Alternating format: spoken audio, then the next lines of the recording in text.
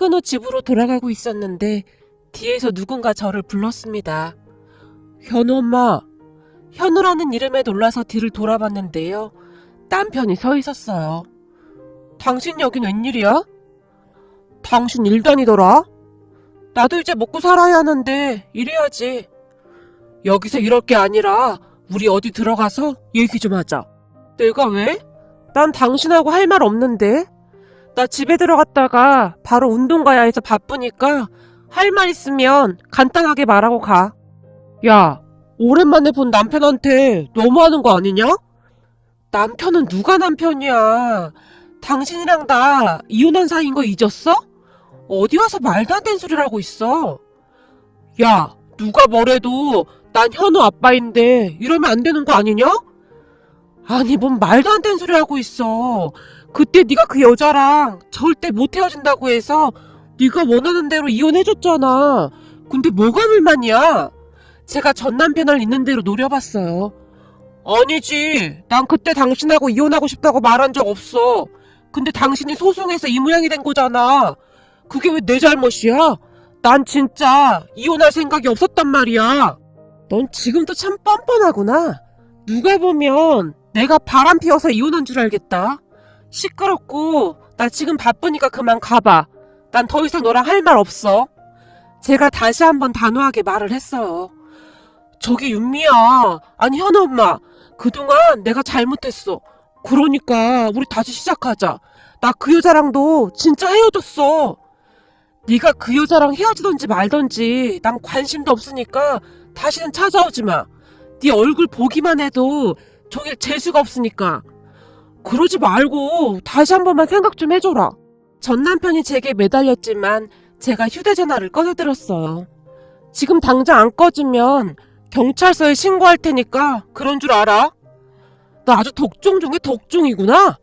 전 남편이 제게 악담을 퍼붓다가는 서둘러 자리를 떠났습니다.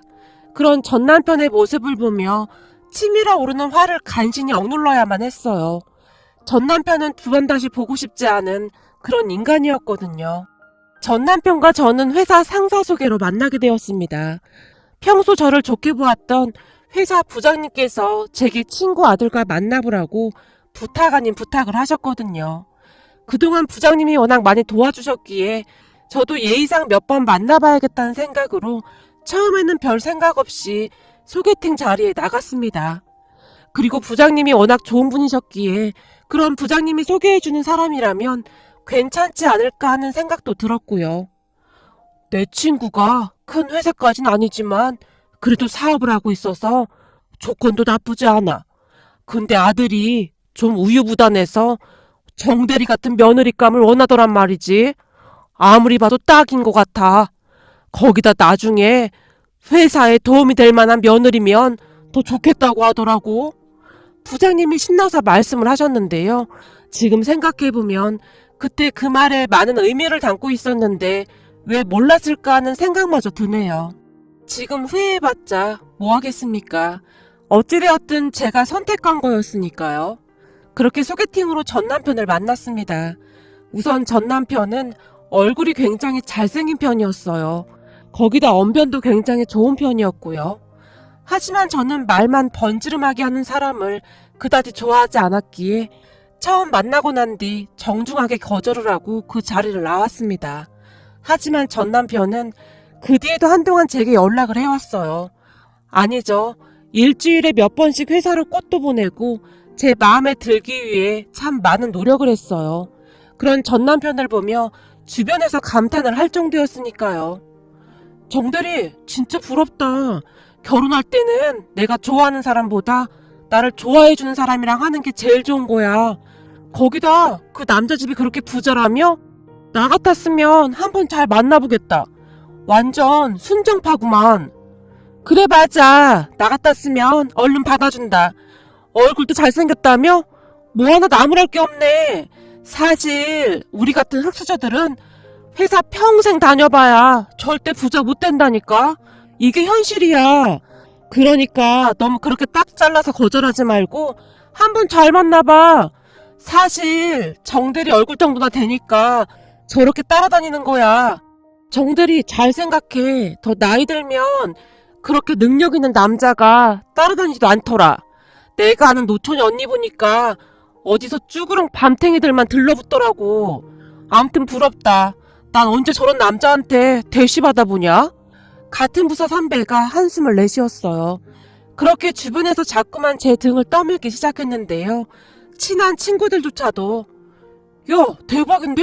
왜 안 만나냐? 잘 만나봐. 집이 엄청 부자라며. 호들갑을 떨어댈 정도였으니까요. 그런 주변 사람들의 말에 저도 모르게 마음이 움직이기 시작했던 것 같아요. 거기다 그 뒤에도 전 남편이 정말 잘했거든요. 결국 얼마 뒤부터 전 남편을 다시 만나보기로 했고 전 남편의 한결같은 정성에 이끌려 진지하게 만나보게 되었어요. 그때 당시에는 저한테뿐만 아니라 우리 가족들에게도 정말 잘했으니까요. 우리 집이 딸만 둘이었기에 아무래도 그런 전 남편이 조금은 든든했던 것 같습니다. 그렇게 우리는 결혼까지 하게 되었는데 시부모님과 시누이도 참 좋은 사람들이었어요. 제게 어떠한 상관도 하지 않았고 그저 고맙다고만 하셨으니까요. 처음에는 전 남편도 가정에 충실했기에 그보다 더 좋을 수는 없다는 생각마저 들었습니다. 그러다가 아들이 태어났고 육아휴직을 하면서 아들을 돌보다가 아들이 잔병치레가 많아서 회사를 그만두게 되었습니다. 어느 날 시아버님께서 제게 말씀하셨거든요. 현우 병원 들락날락 하는데 그냥 회사를 그만두는 게 어떻겠니? 현우 조금 크면 내가 하는 일 조금씩 배워둬라. 내가 보기엔 네가 제일 적임자 같구나. 아무리 봐도 우리 아들 딸은 사업에는 영 소질이 없어 보인단 말이야. 아버님, 제가 잘할 수 있을까요? 사업이 절대 쉬운 게 아니잖아요. 괜찮아. 너 정도면 분명히 잘해낼 수 있을 거다. 현우만 좀 키워놓고 와서 일 배우거라. 네 시어머니랑 시누이가 잠깐씩 현우 봐줘도 되는 거고. 그렇게 저는 회사를 그만두게 되었습니다. 아들이 잔병치레가 많았기에 하루하루가 어떻게 지나가는지 모를 정도였거든요. 그런데 출산을 하고 난 뒤 제가 살이 좀 많이 찌기도 했는데요. 한 번 찐 살이 좀처럼 빠지지 않더라고요. 그러다 보니 기존에 입었던 옷이 맞는 게 하나도 없었고 늘 조금 펑퍼짐한 옷들을 입고 있었는데 남편은 그런 제가 못마땅했던 모양입니다. 아무리 그래도 그렇지 옷이 좀 그렇지 않냐? 도대체 그런 옷은 어디서 사는 거냐? 거기다 당신 머리도 좀 봐. 부시시한 게 진짜 보고 있으면 밥맛 떨어진다니까? 당신이 이런 사람인 줄 알았으면 절대 당신이랑 결혼 안 했어. 남편이 한심하다는 듯이 말했어요. 내가 이러고 싶어서 이래? 밤마다 몇 번씩 현우가 깨서 울고 달래서 재우고 나도 얼마나 힘든 줄 알아? 근데 당신까지 그렇게 말하니까 진짜 서운하다. 내가 살찐 게 싫으면 당신 조금만 일찍 와서 현우 좀 봐주면 좋잖아. 그럼 내가 운동도 다니고 그럴 수 있잖아. 집에서 하루 종일 힘든 거 뻔히 알면서 어떻게 맨날 그렇게 늦게 들어올 수가 있냐? 그래? 그럼 내일부터 살림해주는 아주머니 알아봐서 불러. 그럼 되잖아. 내가 어떻게 현우를 돌보냐? 그게 말이나 되는 소리냐? 남편이 눈까지 치켜든 채 소리를 질러댔어요. 그리고 며칠 뒤부터 가사일을 도와주는 아주머니가 와서 도와주기 시작했습니다. 그 바람에 잠깐씩 시간 내서 운동을 할 수 있게 되었어요. 하지만 그렇다고 해서 살이 드라마틱하게 막 빠지거나 하진 않더라고요. 남편은 그러한 부분에 항상 불만이었고 그러다가 나중에는 한참 젊은 여자랑 결국 바람까지 났습니다. 대학을 졸업하자마자 남편이 시아버님 회사에서 일을 했었다는데요.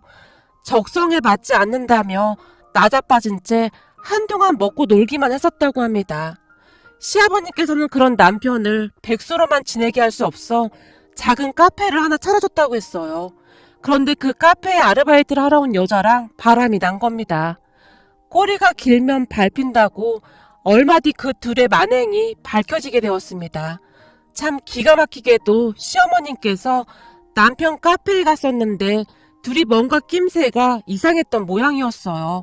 항상 아들 때문에 걱정이 많았던 시어머님께서 몰래 그 둘을 미행까지 했었더라고요. 그리고 그 둘이 바람난 것을 확인한 시어머님께서 남편과 그 여자를 앉혀놓고는 난리까지 치셨던 모양입니다. 당장 헤어지라고 말이죠. 시어머니께서 그 여자에게 꽤 많은 돈까지 지어준 모양인데 그 여자가 돈만 받고는 다시 몰래 만나기 시작했고 결국에 시아버님까지 알게 되었습니다. 니들 당장 집으로 오거라. 시아버님께서 화가 잔뜩 난 채 남편에게 전화를 했어요. 남편의 바람은 그렇게 만천하에 알려지게 되었습니다. 시댁에 들어서자마자 시아버님께서 불같이 화를 내셨거든요. 이놈의 자식이 이제 하다 바람을 피워? 내가 그동안 니놈이 못마땅했지만 그래도 결혼해서 잘 사는 것 같길래 정신 차렸나 보다 하고 있었더니 우리 며느리를 두고 네가 바람을 피워? 엄마! 아빠한테 말 안 한다고 했잖아! 그때 네가 잘 정리만 했으면 내가 말 안 했지. 근데 너 그 여자랑 지금도 만나고 있더라. 내가 그때 너한테 경고했었잖아. 또다시 문제 일으키면 절대 가만 안 둔다고. 지금까지는 내가 꾹 참고 있었는데 우리 며느리한테 미안해서 도저히 안 되겠구나. 시어머님이 남편을 노려봤어요. 그리고 저는 이게 무슨 상황인가 넋을 놓고 있었는데요. 그래서 넌 어떻게 할 거야? 아빠, 화내지 말고 잘 들어봐. 내가 수정이랑 헤어지려고 노력했었는데 도저히 안 되겠는걸. 어쩌겠어. 근데 나 진짜 노력 많이 했어. 난 우리 아내도 사랑하고 수정이도 사랑해. 야, 이런 정신 나간 놈아. 지금 그걸 말이라고 해? 알고 보니 우리가 그동안 또라이를 키웠어. 이런 정신 나간 놈을 봤나. 우리가 그때 그러지 말아야 했어. 시아버님의 입에서 막말까지 새어나왔습니다. 그럼 넌 네 처랑도 같이 살고 그 여자랑도 계속 만나겠다 이 말인 거냐? 역시 아빠는 남자라 그런지 내 마음을 이해하는구나. 내가 수정이한테 얘기해봤는데 이혼 안 해도 된다고 했거든? 그러니까 그냥 이대로 살면서 가정에 소홀하지 않는 선에서 수정이 만날게. 그러면 괜찮은 거잖아. 당신 정말 구제불능이구나. 그게 지금 제정신인 사람이 할 말이야? 당신은 워낙 똑똑한 사람이니까 우리 아들만 두고 못 나갈 거고 엄마 아빠도 우리 집사람 없으면 안 되잖아? 남편의 입에서 말 같지도 않은 논리들이 새어나왔습니다. 내가 하도 어이가 없어서 지금 무슨 말을 해야 할지 모르겠는데 우리 아들은 내가 데려가면 그만이야. 네가 바람 피워서 이혼하는 건데 내가 왜 아들을 두고 나가냐? 너 정신이 어떻게 된 거 아니냐? 제가 남편에게 소리를 질렀어요. 그럼 한번 소송해보던지. 난 절대 우리 아들 너한테 못 보내. 우리 부모님도 마찬가지일걸? 하나밖에 없는 손주를 너한테 보내겠냐? 네가 돈이 있냐 뭐가 있냐? 소송해봤자 너만 불리해. 난 우리 아들 절대 두고 못 나가. 내가 왜 그래야 해? 잘못은 당신이 한 건데. 그러니까 이혼하지 말고 그냥 이대로 살자고. 내가 최대한 가정에 소홀하지 않도록 노력하면 되잖아. 나한테는 당신도 필요하고 수정이도 필요하단 말이야. 남편이 또다시 말도 안 되는 궤변을 늘어놓기 시작했습니다. 야, 이 삐리리 자식아. 우린 너 없는 셈 칠 테니까 당장 나가. 넌 오늘부터 우리 호적에서 파버릴 테니까 그런 줄 알아. 그렇게 남편은 시댁에서 쫓겨났습니다. 그 뒤 어마어마한 일이 일어났는데요. 어느 날 시부모님께서 집에 찾아오셨습니다. 잘 듣거라. 우리가 변호사 선임해 줄 테니까 무슨 일이 있어도 우리 손주 데리고 이혼하거라. 그동안 네 시어머니가 사진이랑도 다 찍어놨고 그 인간이 하는 말 녹음까지 다 해놨더구나. 네? 아버님, 그게 무슨 말씀이세요? 그때까지 시부모님의 말이 이해가 되지 않았기에 제가 놀란 채 바라만 보고 있었는데요. 무슨 말이긴 무슨 말이야. 그동안 우리도 참 많이 참았다. 사고를 치고 다녀도 자식이니까 그냥 꾹 참아 넘겼었는데 지금에 와서 생각해보면 그러지 말았어야 했다. 이게 다 자식 잘못 키운 우리 잘못이다. 시부모님의 얼굴에서 비장함마저 느껴졌습니다. 니들 이혼하고 나서 우리도 정리할 거 정리를 해야겠구나. 이렇게 살다가는 죽도 밥도 안 될 것 같아. 결혼해서 애 낳고 살면 바뀔 줄 알았는데 그게 아니었어. 아니, 어떻게 바람을 피워놓고도 저렇게 당당할 수가 있어? 저런 미친 것들은 드라마에서만 있는 줄 알았더니 내 아들이 이 정도로 또라이인 줄 진짜 몰랐구나. 시아버님께서 머리까지 감싸 안으신 채 긴 한숨을 내쉬었어요. 어찌되었든 이렇게 된 건 너한테 정말 미안하구나. 우리가 할 말이 없다. 시어머님께서도 고개를 푹 숙이셨어요. 그리고 우리 부부는 진흙탕 싸움에 들어갔습니다. 남편이 절대 이혼을 할 수 없다며 난리를 쳤거든요. 결국 남편이 시부모님께 쫓아가서 정말이지 생쇼를 했다고 하는데요. 언니, 말도 마요. 오늘 우리 집 완전 뒤집어졌어요. 오빠가 안 나가고 버텨서 아빠가 경찰에 신고까지 했어요. 엄마 아빠가 오빠 호적에서 파버린다고 지금 난리도 아니에요. 네? 경찰에 신고까지 하셨다고요? 그렇다니까요. 엄마 아빠가 그렇게 화낸 건 저도 처음 봤어요. 오빠도 황당했던지 경찰차 소리 들리자마자 도망갔어요. 신혜이가 제게 집안에서 일어나는 상황을 다 말해주고 있었기에 무슨 일이 일어나는지 다 알 수가 있었어요. 다행인 것인지 잘 모르겠으나 시부모님께서 적극적으로 제 편이 되어주셨기에 남편과의 소송에서 제가 아들을 데리고 올 수가 있었습니다.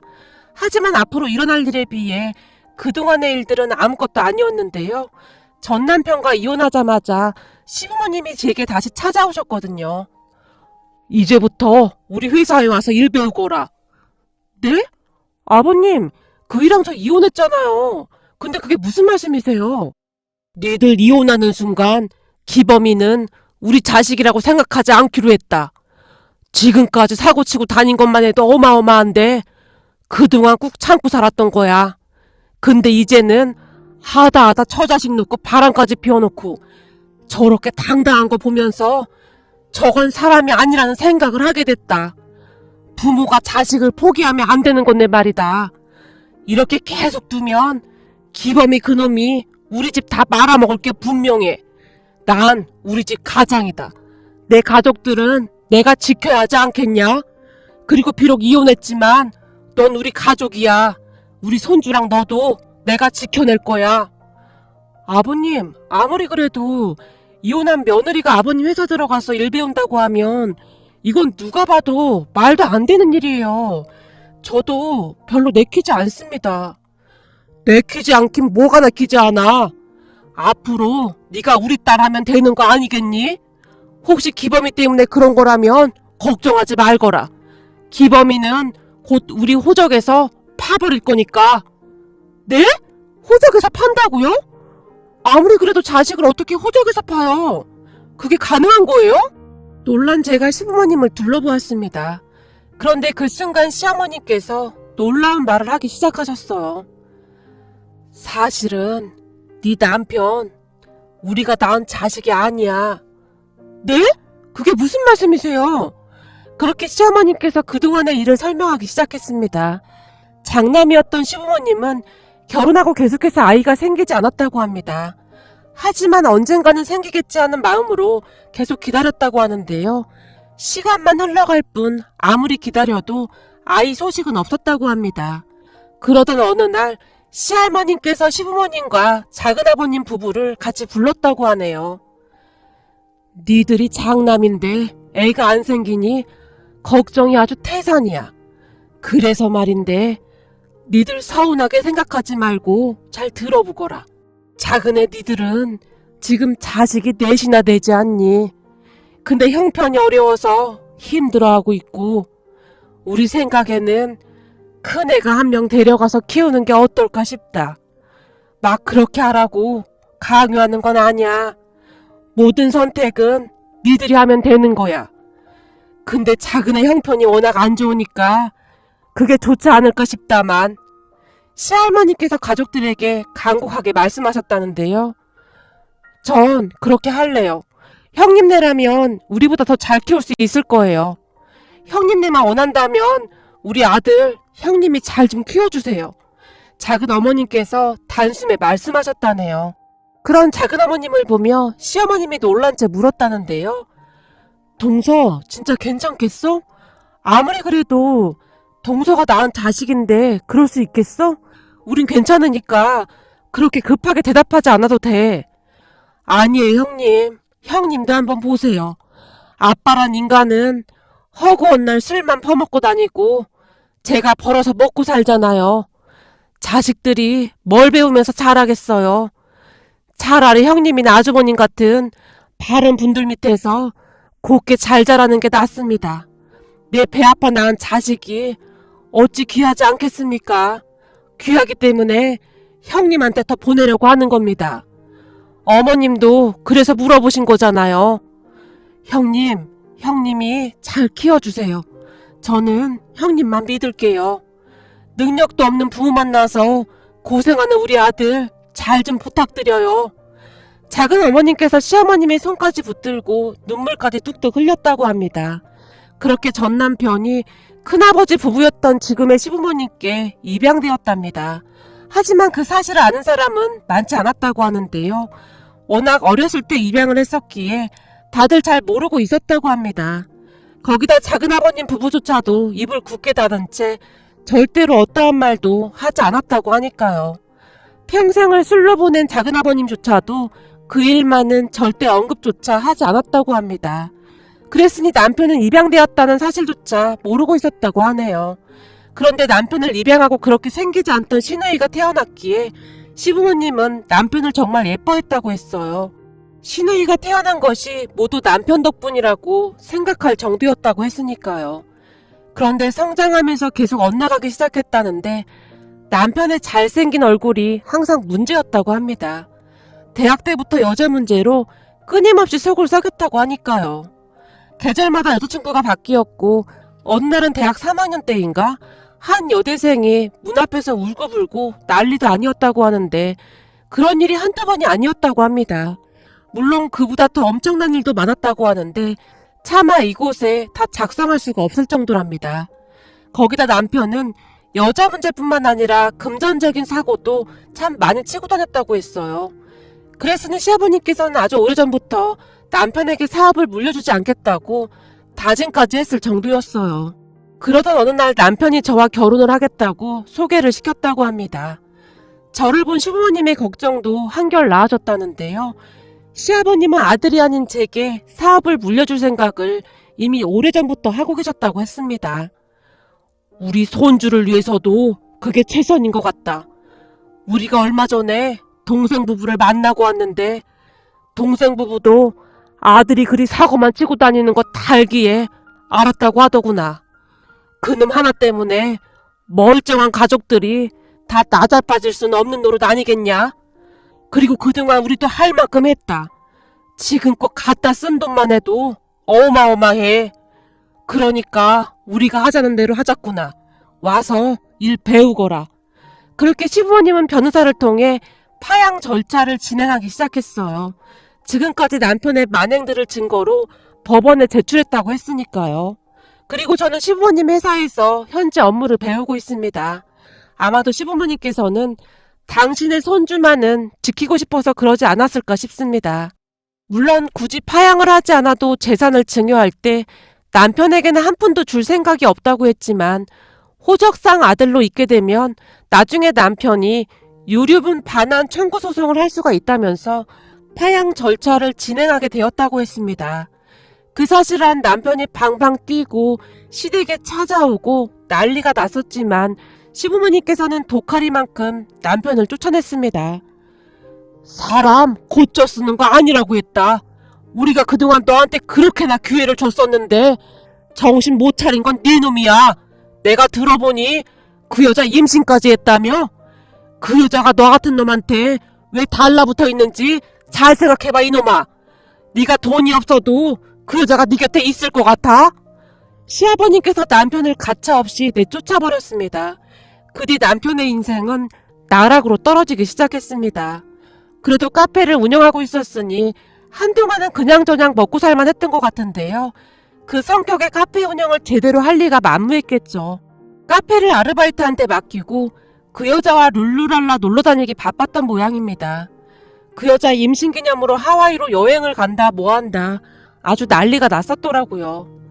카페에서 일하던 알바도 사장이 없으니 현금 받은 건 전부 뒷주머니로 챙긴 모양인데 테이블마다 알바 친구들이 와서 하루 종일 죽치고 놀고 있었다는데 손님들 앉을 자리도 없었다고 하니 말 다 한 거겠죠. 그러다가 전 남편은 진짜로 카페 임대료도 내지 못할 정도로 많이 힘들어졌다고 합니다. 그렇게 전 남편이 돈이 떨어지자마자 그 여자가 단숨에 돌변을 했다는데요. 가서 니네 부모님한테 돈 받아와. 난 이렇게 못 살아. 라며 달달 볶아댄 모양이더라고요. 하지만 시부모님께서 전 남편과 말도 섞지 않고 내쫓아버렸답니다. 그렇게 시간이 얼마나 흘렀을까요? 시부모님이 만나주지 않자 전 남편이 시누이를 따로 찾아간 모양이었어요. 나 정신 차렸으니까 네가 엄마 아빠한테 말 좀 잘해줘. 나 그 여자랑도 헤어졌어. 난 모르는 일이고 오빠랑 우리 가족 이제 남남이야. 그러니까 찾지 않는 게 좋을 거야. 괜히 험한 꼴 당하지 말고. 그 여자 딸까지 낳았다고 아주 난리더만. 왜 이래? 딸까지 있는데 또 헤어진 거야? 참 대단하다 대단해. 그게 아니라니까. 나 완전 사기당한 거라니까. 알고 보니 그 미친 엑스가 내 돈 보고 들러붙어 있었던 거야. 그 딸도 내 딸이 아니래. 그 딸 아빠가 따로 있더라니까. 그놈이랑 짜고 내 돈 뒤로 빼돌린 거란 말이야. 나도 진짜 억울해. 사기당한 거라니까. 네 새언니 어차피 지금 혼자잖아. 내가 우리 아들 아빠인 거고. 그러니까 나만 돌아가면 다 제자리로 돌아가는 거잖아. 나 이제부터는 정말 정신 차리고 살 생각이야. 네가 가족들한테 말 좀 잘 해줘라. 난 모르겠으니까 다시는 연락하지 마. 시누이가 급히 전 남편을 피해 달아나듯 나왔다고 하네요. 그렇게 가족들 모두가 등을 돌려버리니 어쩔 수 없이 저를 찾아온 듯 했습니다. 전 남편이 저를 찾아왔다는 소리를 듣고 시아버님이 전 남편에게 전화를 해서 고래고래 소리를 지르고 난리가 났었는데요. 너 다시 한 번만 현우 엄마 찾아가면 바로 경찰에 신고해서 접근 금지인가 뭔가 그거 신청할 테니까 그런 줄 알아. 라며 노발대발 하셨거든요. 그 뒤 전 남편은 정말 거짓 신세나 다름이 없었는데요. 결국에는 작은아버님 댁에 찾아가서 눈물 콧물 다 빼며 통고까지 했다고 하네요. 그렇게 작은어머님께서 모아놓았던 돈을 조금 지워주며 월세방이라도 하나 얻어서 살라고 하며 눈물까지 훔치셨다고 합니다. 현재 전 남편은 지하 월세방을 하나 얻어서 근근히 살고 있다고 합니다. 하지만 시댁가족들은 그런 전 남편을 상관조차도 하지 않고 있어요. 그동안 얼마나 많은 사고를 치고 다녔으면 이렇게까지 하는 것인지 대단하다는 생각만 드네요. 어느 날 제가 시부모님께 제가 이렇게 아버님 일 배워도 되는 건지 모르겠어요. 라는 말을 한 적이 있었는데요. 우리가 겪어보니 절대 사람 변하지 않더구나. 지금은 살기 힘들어서 반성한다고 하지만 저거 얼마 안 가서 병이 또 도질 인간이야. 그동안 우리도 참을 만큼 참았어. 그놈 대학 다닐 때 사귀던 여자 부모 앞에서 내가 무릎까지 꿇었어. 난 한 집안의 가장이잖니. 우리 가족은 내가 지켜야겠구나. 시아버님께서 단호하게 말씀하셨습니다. 그 뒤 우리 가족은 잘 지내고 있습니다. 시부모님은 저를 그냥 딸처럼 대하고 있어요. 다들 전 남편 소식은 궁금해하지도 않고 있답니다. 들리는 소문으로는 땅을 치고 후회하고 있다고 하더라고요. 시부모님과 시누이가 참 좋은 사람들인데 전 남편이 성실하게 잘 살았다면 이런 일도 없지 않았을까 하고 생각해봅니다.